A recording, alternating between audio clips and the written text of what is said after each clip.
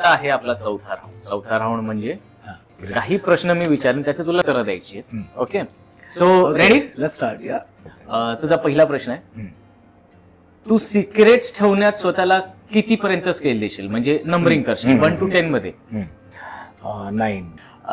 असं एखादं ड्रीम जे तू पूर्ण केलंस आणि म्हणजे ड्रीम विश लिस्ट तुझी, जे मी पूर्ण केलंय. एक ड्रीम जे तू पूर्ण केलंय आणि तुझी ड्रीम विश लिस्ट. माझं लहानपणापासूनचं स्वप्न होतं. इनफॅक्ट माझ्या बाबांचं स्वप्न होतं की आपण एक मर्सिडीज गाडी घ्यावी.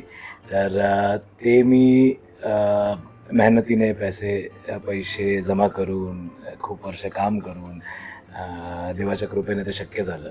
तर ते स्वप्न मी पूर्ण केलं, मर्सिडीज गाडी घेतली. Very good. पण विशलिस्ट खूप मोठी आहे अजून. बऱ्याच गोष्टी आहेत. आय थिंक मटेरियलिस्टिक गोष्टी कमी आहेत आणि मला एक सिंपल एक सक्सेसफुल आयुष्य जगायचं आहे, सुखी आयुष्य जगायचं आहे. सो अशा काही पर्टिक्युलर गोष्टी नाही आहेत ज्या मी आता सांगेन, पण एक हॅपी सक्सेसफुल शांत आयुष्य जगायचं आहे. क्या बात, व्हेरी गुड.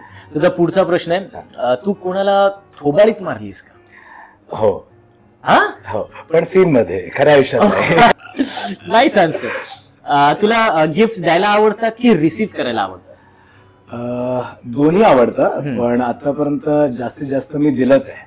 तुला कोण इन्स्पायर करतं? मागे पुढे काही बॅकग्राऊंड नसलेली लोक जी स्वतःच्या पायावर उभी आहेत आज, तर अशी लोक इन्स्पायर करतात. Nice inspiration. Last but not the list, तुझ्या आयुष्यातला एक असा मोमेंट जो तू कधीच विसरू शकत नाही, मग तो पॉझिटिव्ह असेल किंवा निगेटिव्ह, एक. कितीही गोष्टी आयुष्यात घडल्या यापुढे सुद्धा तरी मी विसरू शकत नाही. ती म्हणजे माझ्या दोन्ही मुलांचे जे जन्म झाले, तर तेव्हा मी ऑपरेशन थिएटर मध्ये तिथे होतो आणि माझ्या दोन्ही मुलांची नाळ मी कापली आहे. हो. सो डॉक्टरांनी माझ्या हातात कैची दिलेली आणि त्यांनी सांगितलेलं की नाही, यू आर हिअर, तू इथे उपस्थित आहेस, हे काम तू कर.